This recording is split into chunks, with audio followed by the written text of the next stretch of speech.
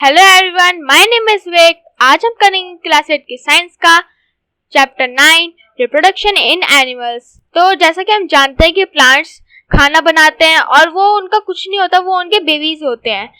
जैसे वो अब फोटोसिंथेसिस के द्वारा अपना खाना बनाते हैं, उसमें जो बीज होते हैं ना, वही उनके बेबीज होते हैं। वो अपने आप को रिप्रोडक्शन कर रहे हैं, मतलब दोबारा अपने आप को बना रहे हैं। अगर वो बीज वहीं पर गाड़े जाएंगे तो वैसा ही एक और नया प्लांट उग जाएगा। इसीलिए प्लांट्स अपने आप को रिप्रोडक्शन करते हैं। और जो फल फ्रूट और जैसे सब्जी वब्जी होती है, उनमें भी बीज होते हैं और ये सब हम खाते हैं और ये प्लांट्स हमारे लिए बनाते हैं। और ये सारे प्लांट्स हमारे लिए बनाते हैं और वो हम इंसान इतने बेबीज नहीं करता जितने प्लांट्स बीज करते हैं। मतलब बीज बहुत सारे होते हैं। अगर हम एक फ्रूट को खोलेंगे, उसके अंदर बहुत सारे बीज होते हैं और वो बहुत सारे बीज बहुत सारे पेड़, नए पेड़ों को बना सकते हैं और ये अपनी जनरेशन भी टाइम टू टाइम आगे बढ़ा रहे हैं। मोड ऑफ रिप्रोडक्शन रिप्रोडक्शन के कितने मोड्स होते हैं? Sexual reproduction and asexual reproduction. Sexual reproduction, जब मेल एंड फीमेल के गैमेटस आपस में फ्यूज होकर जायगोट को फॉर्म करते हैं तो उसे हम सेक्सुअल रिप्रोडक्शन कहते हैं। और वो जायगोट धीरे धीरे डेवलप होता है और एक नया इंडिविजुअल बन जाता है। और ये बिगनिंग होती है एक बेबी की, मतलब जब एक बच्चा आता है तो उसकी बिगनिंग में वो सबसे पहले जायगोट ही बनता है। मेल रिप्रोडक्टिव पार्ट, मेल का कौन सा ऑर्गन रिप्रोडक्टिव होता है? जो मेल के टेस्टिस होते हैं उनमें से एक मिलियंस ऑफ स्पर्म निकल कर जाते हैं स्पर्म डक्ट के जरिए जाते हैं और वो फिर फीमेल के जो ओवरी होते हैं उसमें चले जाते हैं। तभी एक जो बेबी होता है वो फॉर्म होता है। तो जो टेस्टिस है उसमें जनरेट होता है, मतलब बनते हैं बहुत सारे स्पर्म और स्पर्म डक्ट मतलब जब हमारे बॉडी के अंदर जो भी पाइप होती है उसको हम डक्ट कहते हैं। और इसमें से स्पर्म जाते हैं, इसलिए हम इसे स्पर्म डक्ट कहते हैं। और यहाँ पर हमें साइड में एक पिक्चर दिख रही है जहाँ पर मिडल में एक पीस है और ऊपर एक हेड है और नीचे एक टेल है। तो ये जो है ये टेस्टिस में बनता है और ये मेल के ओव्यूम्स में जाकर मिलता है। मतलब मेल का जो ओव्यूम होता है उसका जो न्यूक्लियस उसका सेंटर वाले पार्ट में जाता है और इसकी टेल इससे बिछड़ जाती है और इसका सिर्फ हेड उसके अंदर जाता है। और तभी मतलब बहुत सारे स्पर्म टेस्टिस में बनते हैं, स्पर्म डक्ट के जरिए जाते हैं। और इनका जो हेड होता है, ये जो स्पर्म होते हैं इनका जो हेड होता है सिर्फ यही जो फीमेल का ओव्यूम होता है उससे टकराते हैं। और मोस्टली टाइम्स सिर्फ एक ही स्पर्म होता है जो टकराता है। कभी कभी 3 भी हो सकते हैं और कभी कभी 2 भी हो सकते हैं। हम सुनते हैं ना ऐसे केसेस कि जुड़वा 3 बच्चे हो गए और कभी 2 बच्चे हो गए, तो ये इन्हीं स्पर्म्स की वजह से होते हैं।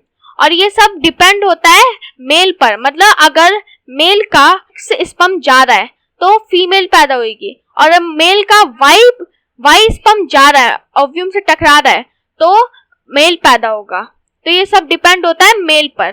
फीमेल रिप्रोडक्टिव पार्ट, फीमेल का कौन सा रिप्रोडक्टिव पार्ट होता है? फीमेल में जो ओवरी होता है वो एग बनाकर, जो आप बीच वाला सेंटर वाला पार्ट देख रहे हैं यूटेरस, वहां पर स्टोर कराता है। मतलब मेल ने अपने स्पर्म भेजे, ओवरी ने वो कैच करे और वहां से वो सारा न्यूट्रिशन बीच में यूटेरस में बनाता है। और ये जिस पाइप के जरिए होता है उसको ओविडक्ट कहते हैं। और ये जो सारे एग होते हैं ये यूटेरस में जमा हो जाते हैं और ये जो न्यूक्लियस मतलब बाहर ओवा है और अंदर एक बीच वाला सेंटर पार्ट उसको हम न्यूक्लियस कहते हैं, वहां पर टकराते हैं स्पर्म का हेड। स्पर्म है एक टेल कुछ ऐसा बनता हुआ और स्पर्म जैसे कि हमने पढ़ा था मेल रिप्रोडक्टिव पार्ट में, तो स्पर्म इस न्यूक्लियस से टकराते हैं तभी एक बेबी फॉर्म होता है। और जब मिलियन ऑफ स्पर्म फेल हो जाते हैं, जब वो नहीं टकरा पाते, तो कोई भी बेबी फॉर्म नहीं होता है। फर्टिलाइजेशन कैसे होती है?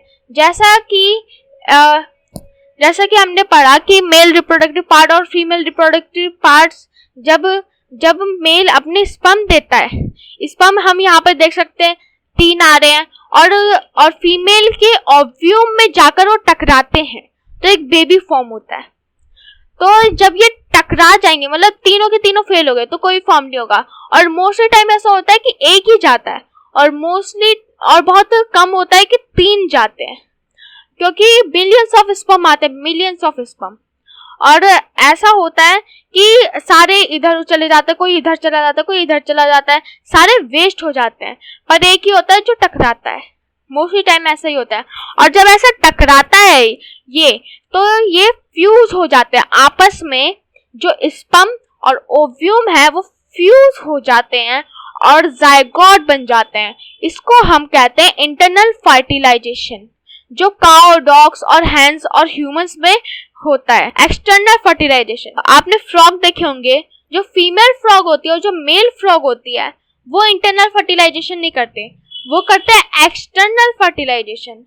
वो अपने दोनों जो एग्स होते हैं वो नीचे फेंक देते हैं, मतलब वो सोचते हैं कि टकराए तो फॉर्म हो जाएगा, नहीं टकराए तो वेस्ट हो जाएगा। तो ऐसे मिलियंस ऑफ जो स्पर्म और जो ओव्यूम होते हैं वो वेस्ट हो जाते हैं, लेकिन कुछ होते हैं जो टकराते हैं और वो एक नया बेबी का जन्म ले लेते हैं, मतलब एक नए जो फ्रॉग होता है उसमें उसका जन्म हो जाता है। तो ये होती है एक्सटर्नल फर्टिलाइजेशन, जिसमें एग फेंका जाता है और वो अगर टकराया तो एक नए एनिमल का फॉर्म होगा, अगर नहीं टकराया तो वो दोनों वेस्ट हो जाएंगे। जायगोट के बाद एम्ब्रॉय बनता है, मतलब जायगोट में डेवलपमेंट हुई, वो और ज्यादा जो बेबी है वो पहले एक केमिकल सा रिएक्ट हुआ उसमें, फिर वो थोड़ा सा बढ़ा, फिर थोड़ा और बढ़ा, फिर एम्ब्रॉय बन गया और उसके बाद वो फीटस बन गया। फीटस ऐसी पोजीशन होती है जिसमें हम बेबी का हाथ पैर, उसके सारे बॉडी पार्ट्स को